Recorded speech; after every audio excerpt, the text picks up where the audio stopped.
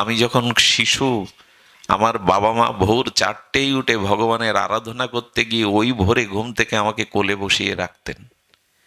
প্রদীপের আলোতে আমার পিতা আমাকে ছোটবেলায় গীতা হাতে তুলে দিয়েছিলেন। মরার সময় বলেছিলেন, গীতা, সাধুসঙ্গ এগুলো ছাড়িস না, এগুলো বাঁচবার উপায়। পেছোতে গিয়েও মনে পড়ে তার কথা, তিনি তো বলে গেছেন এগুলো যেন না ছাড়ি। 200 বছর কি 100 বছর আগে কি করতো বাবা? যারা পুরনো দিনের মানুষ আছে, হেঁটে যেতেন না আত্মীয়র বাড়ি, কোনো নগরে প্রান্তরে।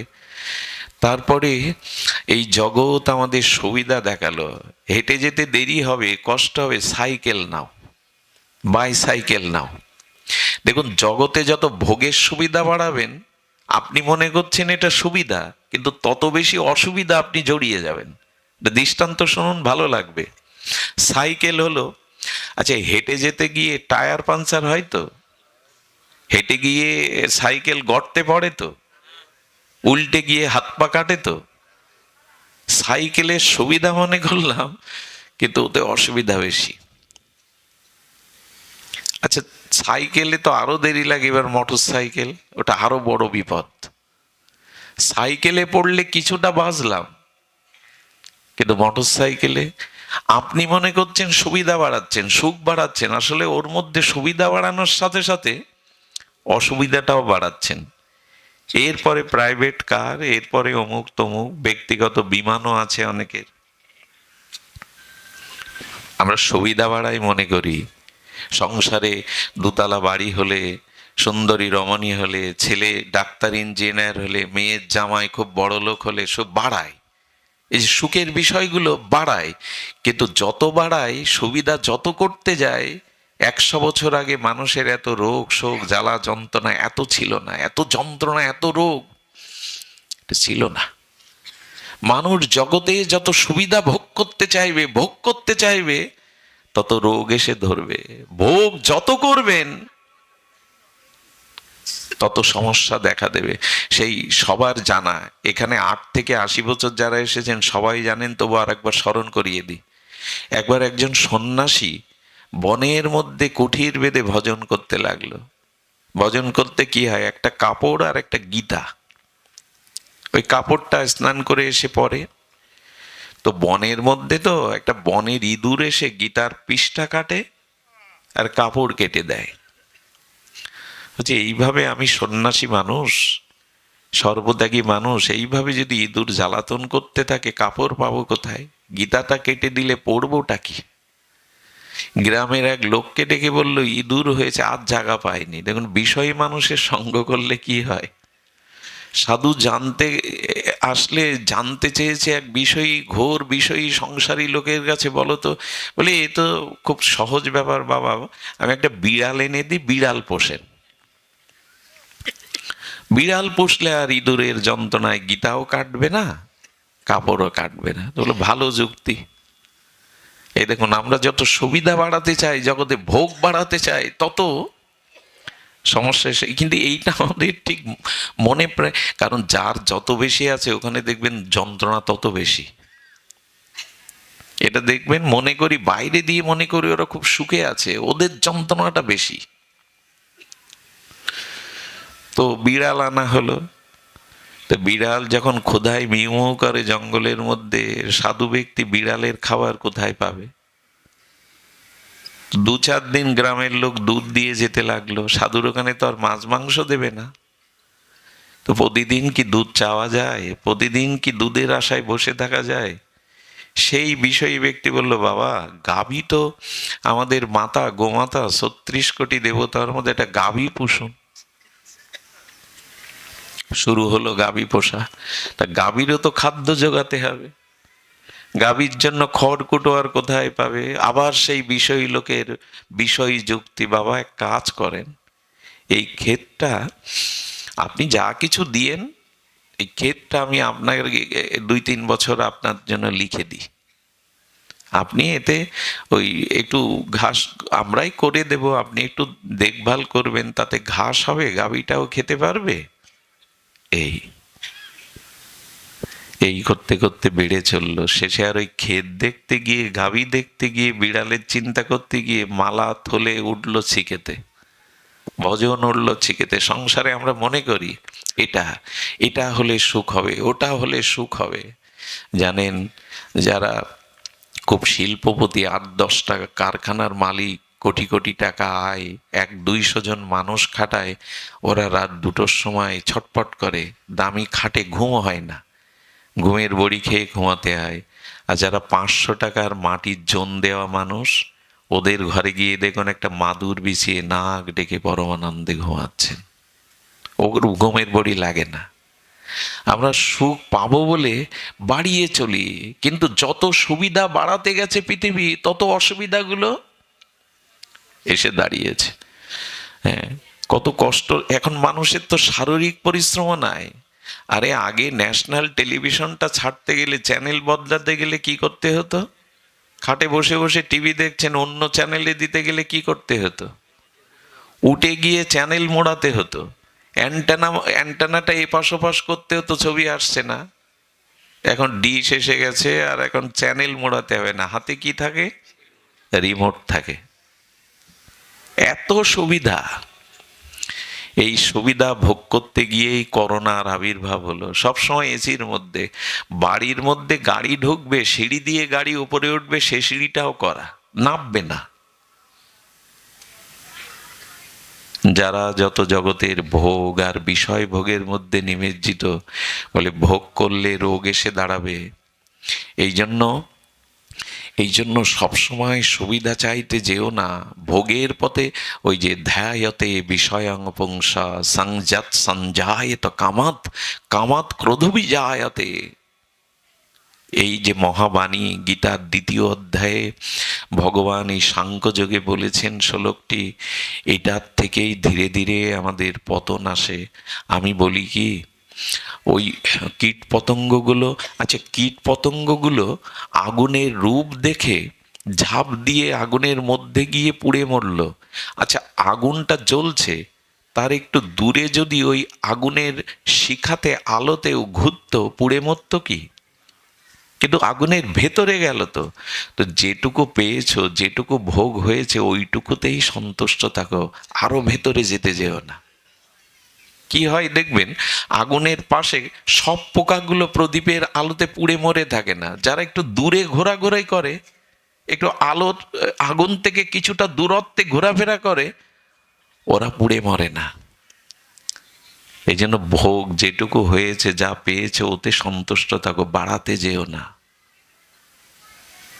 স্ত্রী রূপে যাকে পেয়েছো, তাকে নিয়ে সন্তুষ্ট থাকো, ওইটা তোমার প্রাপ্য। যাকে পেয়েছো ওটা তোমার প্রাপ্য। ভোগ বাড়াতে যেও না, বিষয় বাড়াতে যেও না। আর যদি আগুনে জ্বলতে থাকো, তবে এক কাজ করো, শীতল জলে ডুব দাও। যদি সংসারে জ্বালামালা জ্বলতে থাকো, তো এই সাধু সঙ্গ হরিকথার সরোবরে এসে ডুব দাও, এখানে ডুব দাও, এইখানেই জ্বালা নিভে যাবে।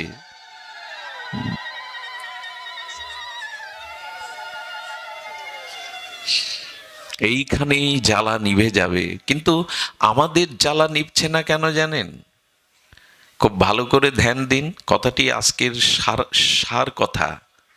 সার কথা হলো এই, যে আপনি মন্দিরে গিয়ে ভগবত দর্শন করেন, যখন রাধা কৃষ্ণকে মন্দিরে গিয়ে দেখেন, তখন আপনার মনের ভাব কেমন থাকে, শ্রদ্ধা কেমন থাকে, অঙ্গভঙ্গিমা কেমন থাকে।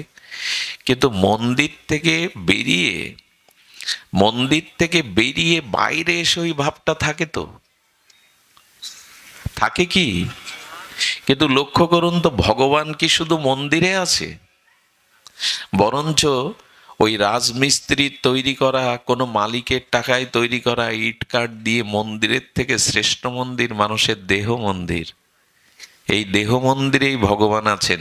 যেদিন আপনি মন্দিরে যে দৃষ্টিতে, যেভাবে, যে শ্রদ্ধায় দেবতাকে দেখেন, ভগবানকে দেখেন, প্রতিটি মানুষের মধ্যে যখন ওই ভাব নিয়ে ভগবান দেখবেন, তখনই আপনার আনন্দের পথ রচনা হবে, খুলে যাবে। না, আমাদের দুর্দশা কি জানেন? আমাদের দুঃসদা, মন্দিরে গিয়ে প্রণাম করি, মন্দিরে গিয়ে শুদ্ধ ভাব রাখি, বাইরে এসে আর মনে করি ভগবান শুধু ওখানে। যারা মন্দিরে শুধু ভগবান দেখে, আর কোথাও ভগবান দেখে না, এদের দৃষ্টি ক্ষুদ্র, সামান্য, সাধারণ। যারা সবার মধ্যে ভগবান আছেন এটা দেখেন, এদের দৃষ্টি অসাধারণ। এরাই ভগবত প্রাপ্তির অধিকারী। আমাদের কি যন্ত্রণা দেখুন, পথে ফুল পড়ে থাকতে দেখলে জুতো দিয়ে ফুলটা মারায় না। ফুল পবিত্র, ওটা ভগবানের সেবায় লাগে, ভক্তের গলে মালা হয়, ফুল শুদ্ধ ভেবে মারিয়ে যায় না, অথচ পিতামাতাকে মারিয়ে যায়, গুরুজনকে মারিয়ে যায়, তাদের অপমান করে পথ চলি। সাধুগুরু দেখলে টিটকারি করি, বৈষ্ণবের হাতে মালা দেখলে, মালা তিলক দেখলে কুটুক্তি করি। ফুল, ফুলকে মারিয়ে যায় না, এদেরকে মারিয়ে যায়। এ কোন বুদ্ধি?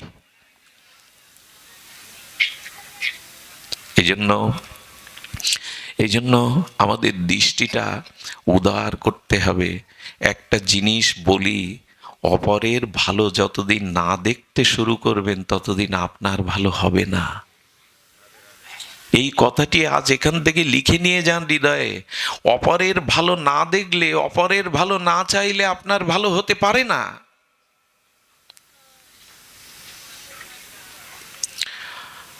অপরের মঙ্গল চিন্তায় নিজ মঙ্গলের প্রসূতি। জন্ম হবে তখন আপনার ভিতরে মঙ্গলের জন্ম হবে, যখন অন্যের মঙ্গল চাইবেন, অন্যের কল্যাণ চাইবেন। এটাই খুব সহজ কথা শাস্ত্র বলেছে, কিন্তু আমরা কঠিন করে দিয়েছি। একটা ভক্তলীলা বলি, বলে পাঠ বিশ্রাম করব। ভক্তলীলাটি অপূর্ব। ভক্তলীলাটি একটু অপূর্ব বলি, বিশেষ করে এখানে মায়েদের সংখ্যা অনেক বেশি, এই জন্য আমার মনে এলো কথাটি। সেটা হলো আমাদের ভক্তমাল চরিত্রে এই চরিত্রটি এসেছে। ভক্তমাল রচয়িতা নাভাজি গোস্বামী ভক্ত চরিত্রের কথা অসংখ্য বলেছেন, তারকার মতো। তার মধ্যে বলেছেন মান্দার সাজি, ওই দেশের নাম এমন। মান্দার সাজি বলে এক মাতা, তিনি রাজরানী ছিলেন। কি রানী ছিলেন? রাজরানী ছিলেন। কিন্তু তিনি গুরু কৃপায়, সাধু কৃপায় এমন একটা প্রজ্ঞা জ্ঞান লাভ করেছিলেন, তিনি রানী হলেও তার পতিদেবতা নৃপতি রাজাকে বললেন, রাজা আমি সন্তান গ্রহণ করব, তবে এমন সন্তান গ্রহণ করে এমন ভজন শিক্ষা দেব যাতে আমার গর্ভই তার শেষ গর্ভ হয়, আর কোনো মার গর্ভে যেন তাকে জন্মাতে। কত বড় কথা বলো তোমা। এই মান্দার সিজি বলছেন তার স্বামীকে, আমি এমন সন্তান সাধনার দ্বারা, আরাধনার দ্বারা শেষ গর্ভ হয়, পুনরায় যেন আর কোনো গর্ভে তাকে। এরকম ভাবেন তো আপনারা মা, আর যেন এই জন্ম মৃত্যু চক্রে না আসে। একটা কথা বলি, মাতা না সৎসৎ, পিতা না সৎসৎ। ভাগবত বলেছে গর্ভধারিণী মা জন্ম দিয়েও মা নয় যদি সন্তানকে মৃত্যুর ওপারে পৌঁছে না দিতে পারে। রামপ্রসাদ একটা কথা বলেছেন, এই মাতৃ সাধক, হ্যাঁ, প্রসব করলেই হয় না মাতা, যে না বোঝে সন্তান। এইসব গানগুলো এখন কালী পূজায় বাজে না, এখন ডিজে বাজে, অশ্লীল গান বাজে। এই গানগুলো এক সময় বাজতো, আর এই শব্দগুলো কানে গেলেই মন নির্মল হয়ে যেত। দেখুন তো এই শব্দটা কেমন লাগে, আমার চেতনা চৈতন্য করে দে মা চৈতন্যময়ী। শুনলেই হৃদয় নাড়া দেয়, আমার চেতনা চৈতন্য করে দে মা চৈতন্যময়ী। এসব গান হারিয়ে গেছে আজকাল। কালী পূজা মানে, দুর্গা পূজা মানে অশ্লীল গান, অশ্লীল লাইটিং। আর একদিন কালী পূজা হলে তো সেখানে কনসার্ট, গানের নাচানাচি, গাওয়া গাবি। এই ধর্মের সামনে, দেবদেবীর সামনে আমরা যা শুরু করেছি, তাতে আমাদের মঙ্গল আর হয়েছে। মা বোন মিলে একটা ছোট্ট বাচ্চাকে স্টেজে তুলে হাতে তালি দেওয়া হয়, ওই অশ্লীল হিন্দি গানের সুরে সুরে আমার ঘরের ছোট্ট মেয়েটা অশ্লীল নাচ শিখছে টিভিতে দেখে দেখে, আর আমরা হাততালি দিচ্ছি।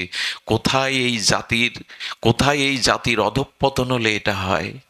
একবার আমি গাড়িতে যেতে গিয়ে দুর্গাপূজার প্যান্ডেলে দেখি ছোট বাচ্চাকে অশ্লীল পোশাক পরিয়ে ওই ডিজের গানে গানে অশ্লীল নৃত্য করানো হচ্ছে, ওইটুকু বাচ্চাকে, আর 2-300 লোক হিন্দু নরনারী হাততালি দিয়ে তাকে প্রশংসা করছে। সব শেষ হয়ে গেল।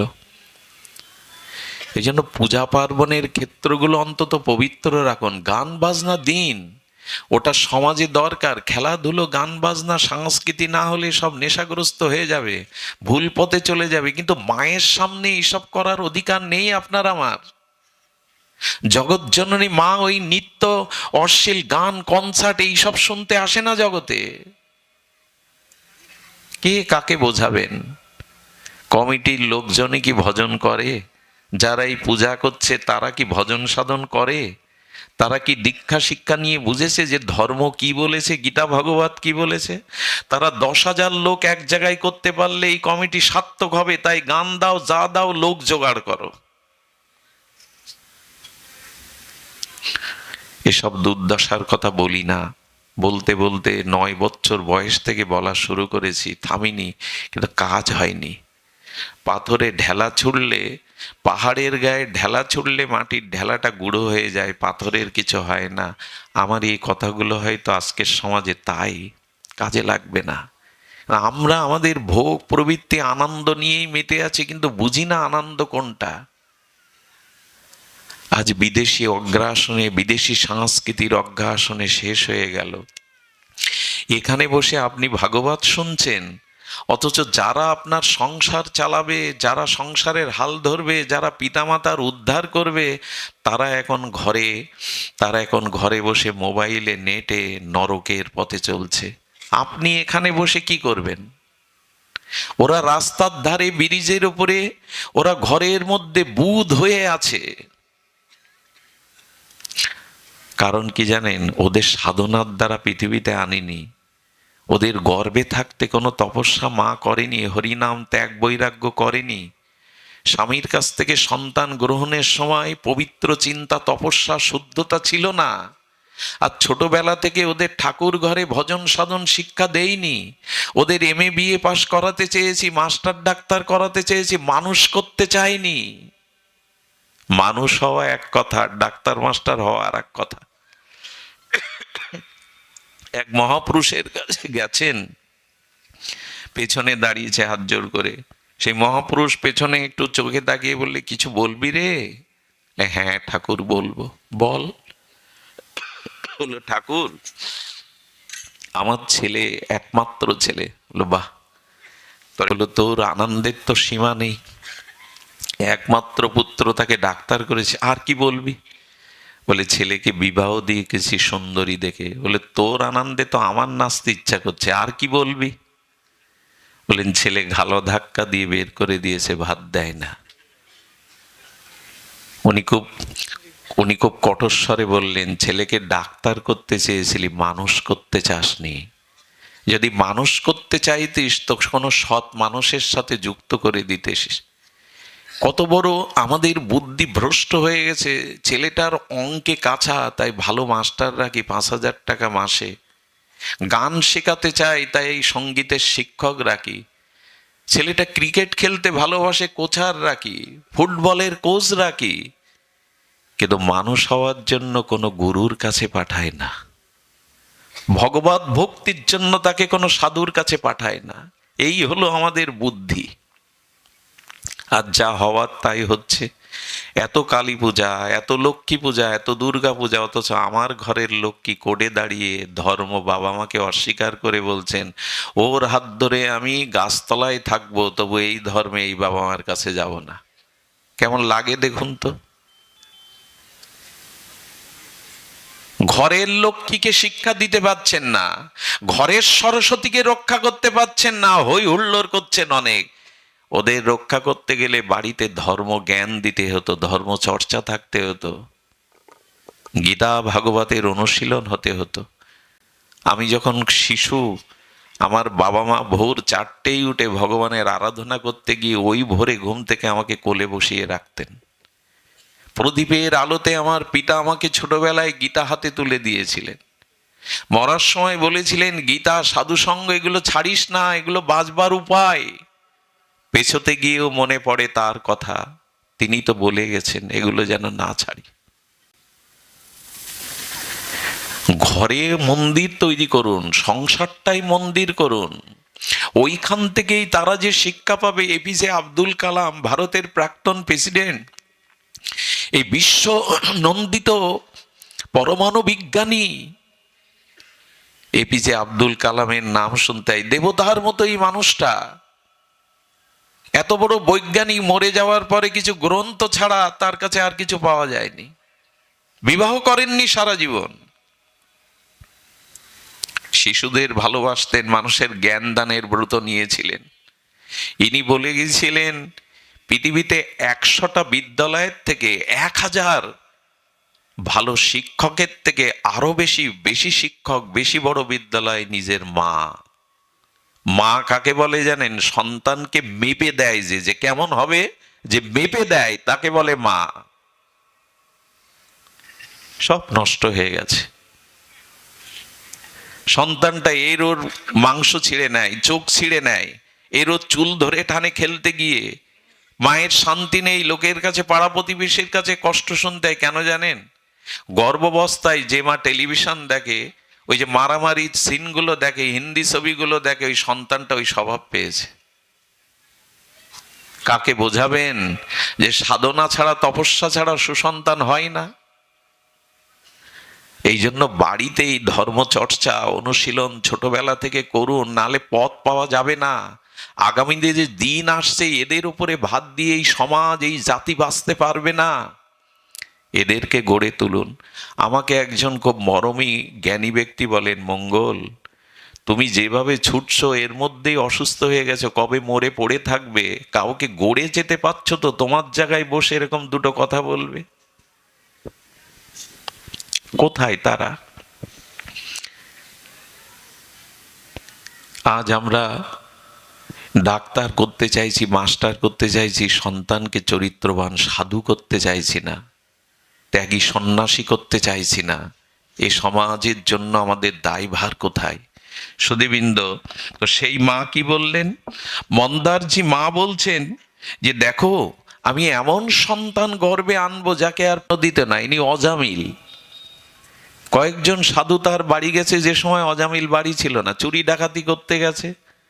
আর এই স্ত্রীকে ত্যাগ করে, বেশ্যাকে বিয়ে করে, আর ভোগ বিলাস, চুরি ডাকাতি যা পরে করেছে, ব্রাহ্মণ ঘরের সন্তান, পাপী। তার স্ত্রীর দুয়ারে গেলেন কয়েকজন সাধু, জঙ্গলের মধ্যে খুঁজলেন, যাদের বাড়ি গেলেন সাধুদের বললেন আপনারা এখানে আসবেন না। সাধুদেরকে অপমান করার জন্য বিষয়ী লোক জেগে দিয়ে এলো। ওই জঙ্গলের মধ্যে যাদের ঘর দেখছেন ওরা খুব সাধুপ্রিয়, মানে ওই সাধুদের একটু অপমান করবে বলে ইচ্ছা করে কূটকৌশল করে পাঠিয়ে, ওই বাড়ি গেলে তাড়া খাবে, সাধুর কাছে যা আছে কেড়ে নেবে। ওরা পাঠিয়ে দিয়েছে, কিন্তু অজামিল বাড়ি নেই। স্ত্রী কি করবে? পতিতা তো মনে মনে ভাবছে জীবনে এত পাপ করেছি, এত অন্যায় করেছি, আর সাধু দুয়ারে তাড়িয়ে দেব, কিন্তু কিছুই তো নেই, ঘরে তো কিছুই নেই। তো কোনো রকমে সাধুদের বসতে দিলেন, একটু শীতল জল দিলেন। ওনারা তো দরদি বোঝেন না।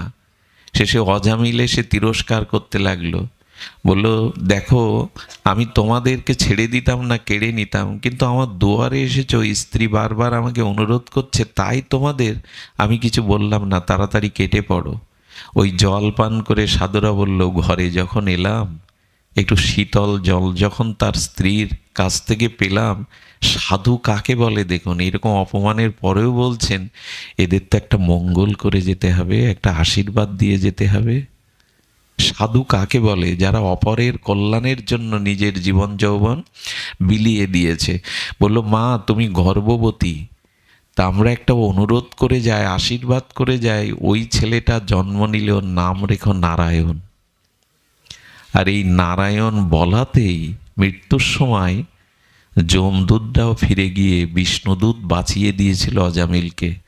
আর এই মহিমা যে অজামিল কাশীতে ভজন করে প্রেম লাভ করে বৈকুণ্ঠগতি হয়ে গেছিল একটা নামের কারণে। এই জন্য সন্তানাদির নাম আজ আমরা উপন্যাসের পাতা থেকে নাটক, চলচ্চিত্র, সিরিয়াল থেকে রাখতে শুরু করেছি। নাম রাখাটা সংস্কার। স্ত্রী বললেন, নাম তুমি রাখবে না, আমি রাখবো। প্রথম পুত্রের নাম রাখলেন বিক্রান্ত, দ্বিতীয় সুবাহু। এই নামগুলো ভাগবতে অধ্যায়ে এসেছে, এই আমাদের ভক্তমাল চরিত্রে। আর তৃতীয় রাখলেন শত্রুমর্দন। আর চতুর্থ সন্তানের যেটা নাম রেখেছিলেন অলোক। আলোক বলা হয়, ওখানে আছে আলোক। ওই দেশের নাম এমন। 4 সন্তানের নাম রাখলেন। গর্বে হরিনাম ত্যাগ তপস্যা করতে করতে তাদের যখন 2 বছর বয়স হলো, তখন মা বিছানায় বসিয়ে তাদের হরিনাম হরিকথা শোনাতেন। এই দেখুন, হরিকথা। অনেকেই বলে কি ওরা কি বোঝে হরিকথা? আচ্ছা, ঔষধ যখন আপনি খান, কি কি উপাদান দিয়ে ওষুধ তৈরি, এটা কি আপনি জানেন? জানেন কি? জানেন না। ডাক্তার বলে দিয়েছেন এই রোগের এই ঔষধ। ওইটা না জেনে যখন আপনি ঔষধটা খান, ওর ক্রিয়া করে কিনা, গিয়ে ভেতরে গিয়ে রোগ সারায় কিনা, খুব কি জানা দরকার ওষুধের মধ্যে কি কি উপাদান দিয়ে ওষুধ তৈরি। ঠিক তেমনি ছোট ছোট বাচ্চাকে মা বুকে করে কৃষ্ণ লীলা শোনায়, ভগবানের লীলা শোনায়। যদি বলে ওরা কি বোঝে, বলে ওইটা ঔষধের মতো, বুঝুক আর না বুঝুক, কান দিয়ে ভেতরে গেলেই ওদের ভক্তি হবে। এই শব্দগুলোর মধ্যে এমন শক্তি আছে। কবিরাজ কৃষ্ণ গোস্বামী চৈতন্য চরিতামৃতে একটি পয়াত দিয়েছেন, বুঝে বা না বুঝে কেহ, শুনিতে শুনিতে সেহ, কি অদ্ভুত চৈতন্য চরিত। হ্যাঁ, শুনিলে বড় হিত হবে। কৃষ্ণে উপজয়ে প্রীতি, বুঝিবে সে রসের রীতি, শুনিলেই হয় বড় হিত। বুঝে বা ন বুঝে কেহ। এই যে ভাগবত শব্দগুলি, হরি কথাগুলো কেউ না বুঝলেও অর্থসহ ও ভেতরে গিয়ে ওর কাজ করবে। তাই শিশু সন্তানকে গোবিন্দ কথা, লীলা কথা শোনাতে হয়। ওই কোলের মধ্যে স্তন পান করাতে গিয়ে যদি মা নামের সহিত দুধটা পান করায়, হরে কৃষ্ণ মহামন্ত্র বা হরি হরি বলতে বলতে পান করায়, দুধটা দুধ হয় না, প্রসাদ হয়ে যায়।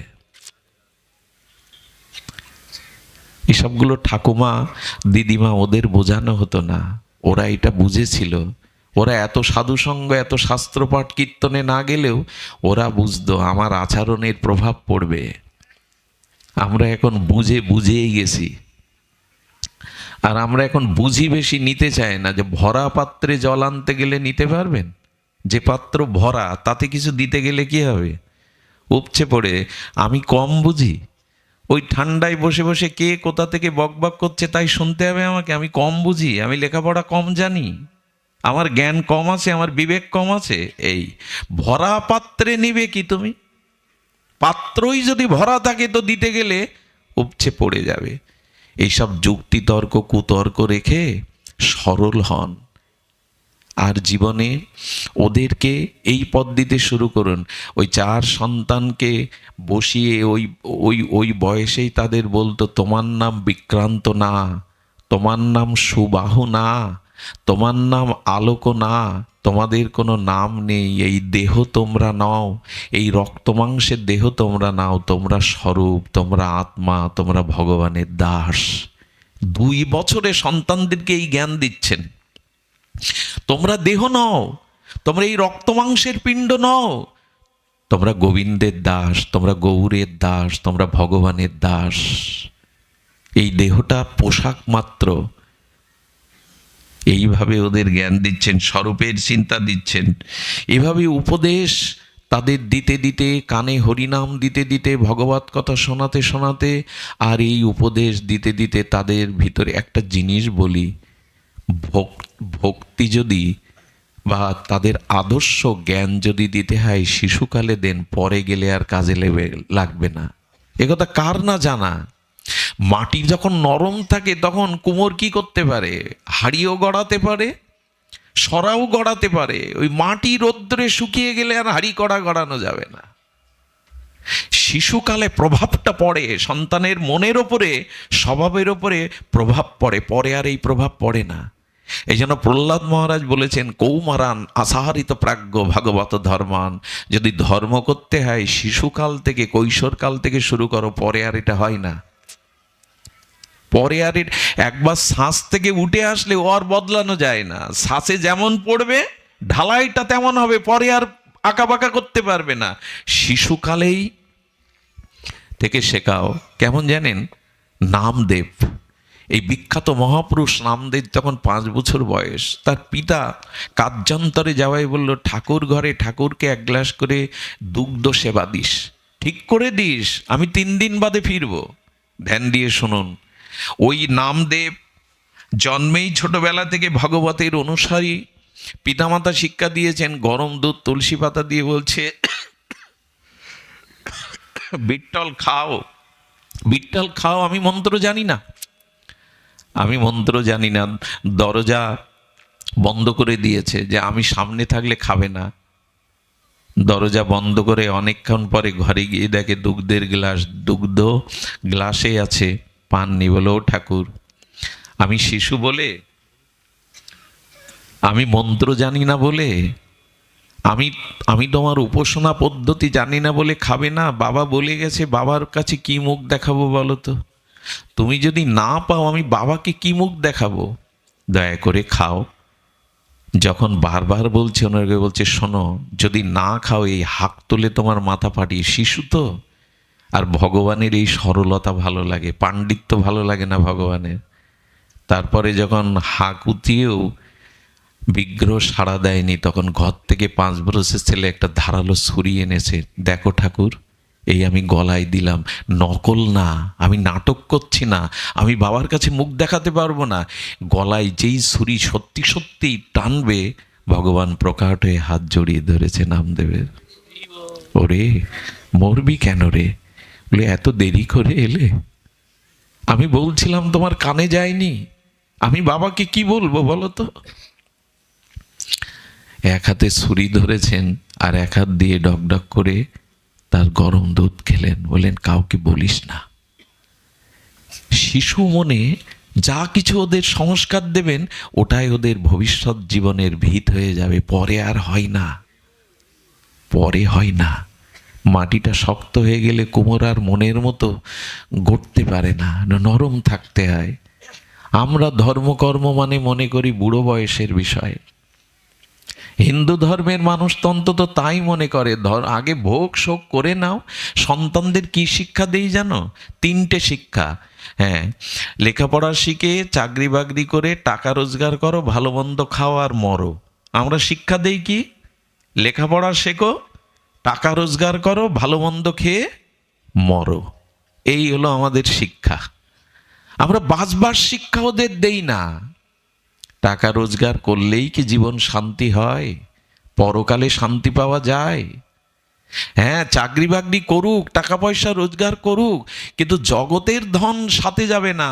খই আর খুচরো পয়সা চিতার ওপরে ছড়ালে, মৃত ব্যক্তির ওপরে ছড়াতে ছড়াতে গেলেই উদ্ধার হবে না। ওই পয়সায় যাওয়া যাবে না ভগবানের কাছে। খই ছড়ায় আপনাদের দিকে? খুচরো পয়সার খই দেয়, মরাকে শ্মশানে যাওয়ার সময় পেছনে একজন এরকম ছড়ায়। ওতে ওতে উদ্ধার হওয়া যাবে না। সাধন ভজনের দ্বারা উদ্ধার হতে হবে।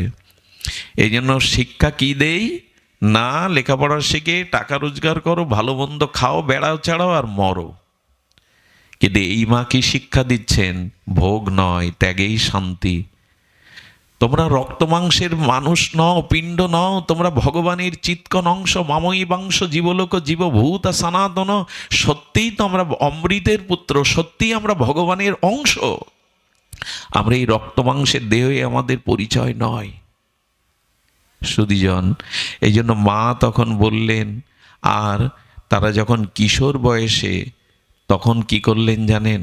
চলে যা বাবা, বনে গিয়ে তপস্যা কর।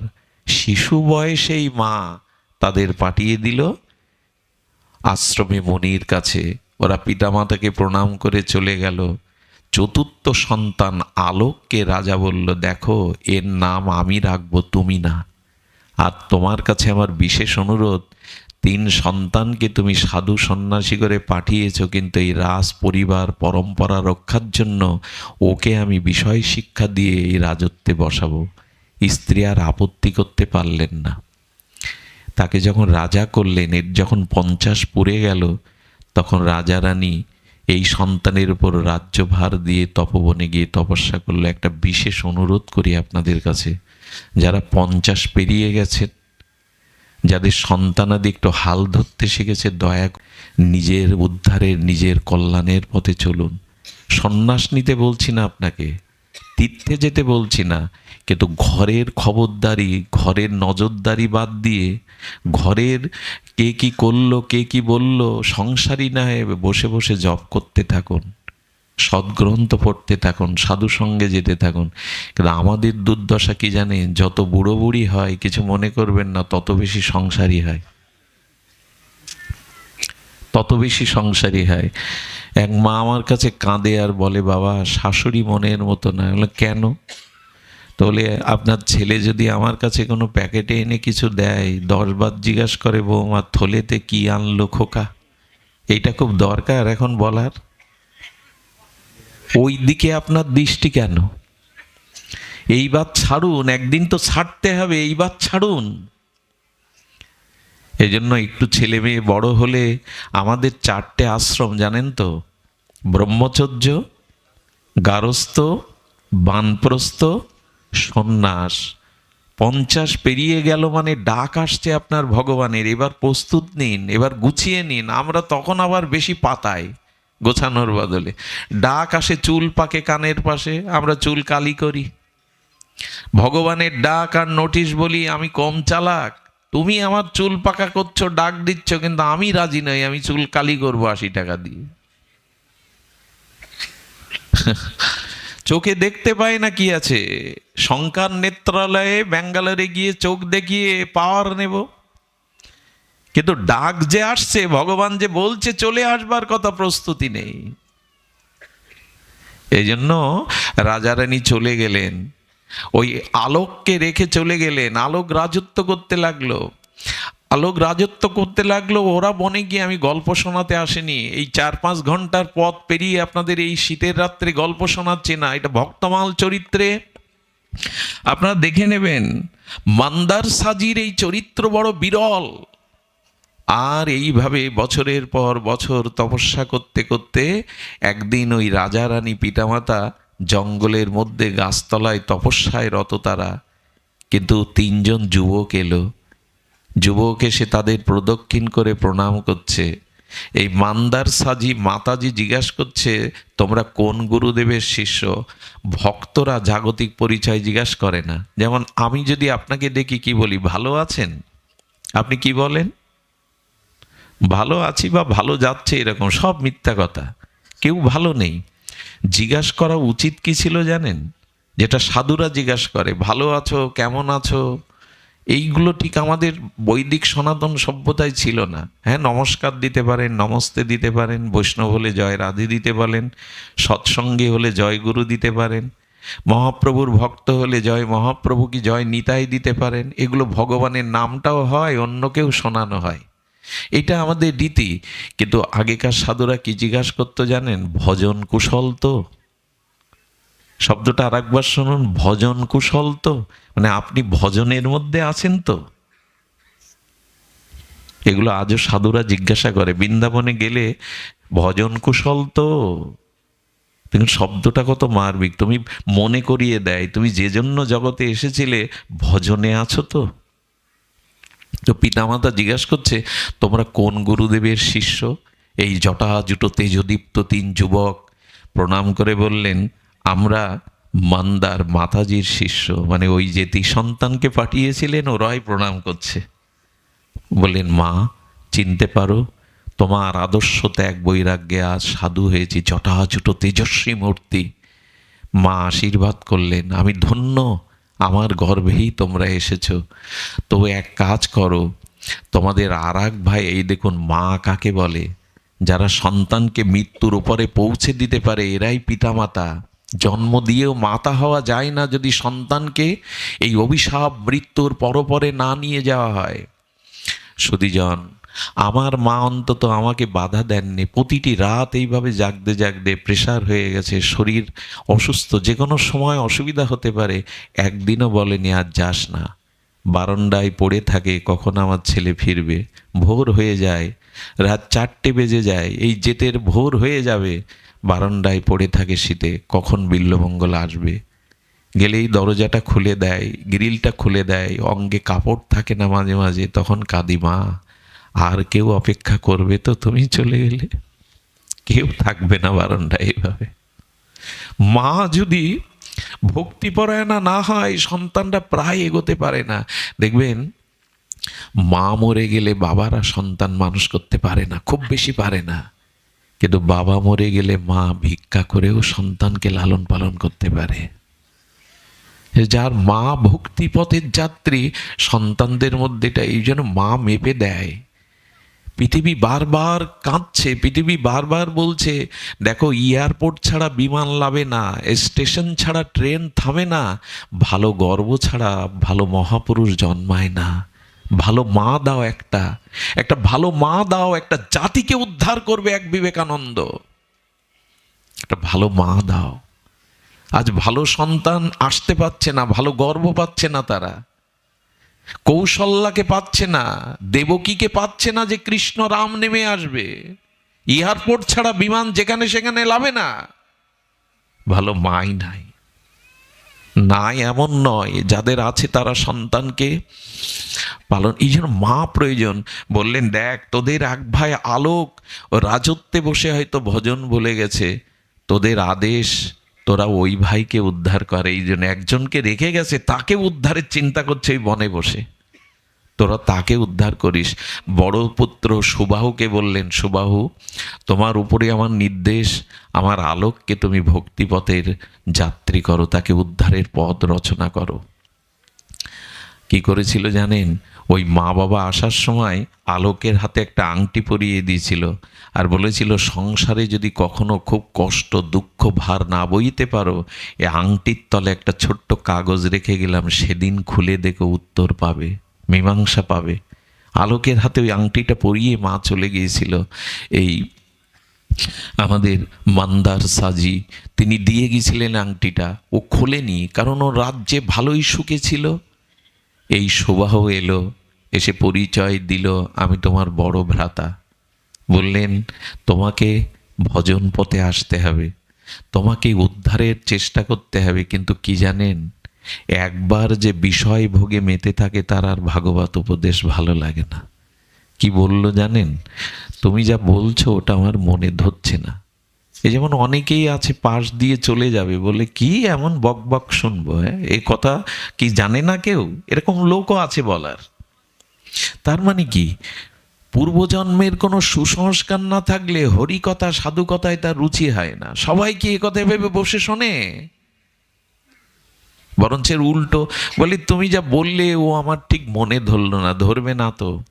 একটা জিনিস বলি, হরি কথা হরি নামে যদি রুচি না হয়, জানবেন অনেক জন্মের অপরাধ বাসা বেঁধে আছে আপনার হৃদয়ে। হরি কথা হরি নামে যদি কারো রুচি না হয়, জানবেন অনেক জন্মের মহা অপরাধ বাসা বেঁধে আছে। অনেক দিনের জড়রোগী পিত্তদোষ হলে যেমন মিশিরিও তিতো লাগে তার কাছে, যার পিত্তদোষ হয় তার কাছে কি লাগে মিশিরি তিবতে গেলে? অনেকের হরি কথা কানে জ্বালা ধরায়, অনেকের এটা প্রিয়কর হয় না, আস্বাদ্য হয় না। হয় না কেন জানে? রুচি নেই। অনেক জন্মের অপরাধ। আকাশে মেঘ থাকলে কি আর চাঁদের কিরণ প্রতিভাত হয়? চাঁদের আলো দেখা যায় না, মেঘ ঢেকে দিয়েছে, আমাদের অনাত্ম ঢেকে দিয়েছে। ওর বলল তোমার এই কথায় আমার রুচি নেই, এসব উপদেশ আমাকে দিতে এসে না। এই হলো বিষয়ী লোকের সমস্যা, তারা সাধু উপদেশ ভক্ত উপদেশ নিতে চায় না। বলল মা আদেশ দিয়েছে মনে মনে, ওকে তো উদ্ধার করতে হবে। তখন চাপ প্রয়োগ করলো, আমি বড়, অধিকার এই সিংহাসন আমার, পথ ছেড়ে দাও। দেখুন তার মঙ্গলের জন্য, মার আদেশ রক্ষার জন্য কি করছে, বলল তুমি লাঠি হাতে করে বনে বনে ঘোরো, আর আমি রাজ সিংহাসনে, তোমাকে মেরে ফেলতে তাড়িয়ে দিতে আমার 2 সৈন্যই যথেষ্ট, তুমি সিংহাসন দখল করবে? ও বা কম যাবে কেন? ওই যে বিষয়ের মধ্যে রেখে গেছে, ওই বিষয় ওকে আটকে রেখেছে। বড় ভাইকে অপমান করবো যে তুমি লাঠি হাতে ঘন্টা হাতে আমাকে কি তাড়াবে, আমার 2 জন সৈন্যই যথেষ্ট তোমাকে শেষ করে তাড়িয়ে দিতে, চলে যাও ভালো চাও তো। বলেছেন মা ওর কল্যাণ চেয়েছে, করতেই হবে। উনি কাশিতে চলে গেলেন, কাশী নরেশ কাশীর রাজাকে বললেন, উদ্দেশ্য ওর রাজ্য কেড়ে নেওয়া নয়, আপনি আমাকে সহযোগিতা করুন, ওকে একটু ভয় দেখালে, আপনি সৈন্য সামন্তের একটু হুমকি দিলে ও রাজ্য ছেড়ে দিয়ে ভজনে যাবে, আপনি একটু কৃপা করুন। এই সাধুর কথায় কাশীর নরেশ সৈন্য সামন্ত নিয়ে আক্রমণের একটা অভিনয় করলেন। আর কাশী নরেশের সাথে কোথায় পারবে? তখনই তখনই কি করলো জানেন? তখনই ও চিন্তায় দুর্দশায় মায়ের কথা মনে পড়লো। মা আংটির মধ্যে একটা কাগজ দিয়ে গেছিল, বলেছিল কখনো যদি দুঃসময় আসে ভেঙে পড়িস এটা দেখিস। কাগজটা খুলে কি উপদেশ দেখলো জানেন? ওই যে উপদেশ দিয়ে 3 সন্তানকে বনে পাঠিয়েছে, ওই উপদেশ, তুমি দেহ নও, তুমি ভগবানেরই স্বরূপ অংশ, ভগবৎ প্রাপ্তি জীবনের মঙ্গল কল্যাণ একমাত্র পথ। এটা পড়ে মার বাণী তো, মহাপুরুষের কথার মধ্যে খুব শক্তি থাকে। কেমন জানেন? বিদেশ থেকে চিঠি পাঠিয়েছে সন্তান, মা লেখাপড়া জানে না, পাড়ার মাস্টারমশাইয়ের কাছে ছুটে গেছে, আমার খোকা চিঠি লিখেছে, একটু পড়ে দিন না। মা, তুমি প্রণাম নিও, তোমার কথা বড় মনে পড়ে। এ কথা শুনেই মা কাঁদতে বসছে, চোখে জল ভরে গেছে। আচ্ছা, যে পড়ছে তার চোখে জল আসছে তো? কারণ কি? যে পড়ছে তার চোখে জল নেই, যে শুনছে। কারণ মায়ের নারীর সাথে সন্তানের যোগ আছে, মাস্টারের নেই। তেমন যে যাকে ভালোবাসে, মহাপুরুষ সাধুদের কথার মধ্যে একটা শক্তি থাকে। ভালোবাসার মানুষ যদি চিঠি দেয়, চিঠিটা 10 বার পড়ে, বুকের মধ্যে টেনে নেয়, ওর মধ্যে ভালোবাসা মেশানো আছে। কথা বোঝা যায় কি? এই জন্য সাধুদের কথার মধ্যে একটা শক্তি আছে। অন্য কেউ বললে এতটা ক্রিয়া করবে না, সবাই তার কথা শুনবে না। তো ওই বাণীটা, মার আশীর্বাদ, ওটা পড়েই মনে পড়ল, না আমি এবার ছেড়ে দেব। আমি আমি মা বলে গেছেন, এই ঝামেলায় নয়। সঙ্গে সঙ্গে উনি সিদ্ধান্ত নিলেন, বড়দাকে ডেকে বললেন, দাদা ভুল হয়েছে, ক্ষমা করুন। আমিও সাধনার পথে চললাম। উত্তরাধিকার একজনকে দিয়ে 4 জন বনে গেল, মার সামনে প্রণাম করে তপস্যা করে তারা ভগবৎ গতি প্রাপ্ত হলো। মাও তাদের সাথে সাথে ভগবানের গতি পেলেন। এটা যদি হয়, এইটা যদি হয়, এরই নাম সংসার। এই হলো মুক্তির পথ, এই হলো আনন্দের পথ। আজ এইটুকুই, আপনাদের মঙ্গল কামনা করে প্রণাম জানিয়ে এখানে এই ভগবৎ বিশ্রাম। শ্রী গুরু প্রেমানন্দে হরি বল।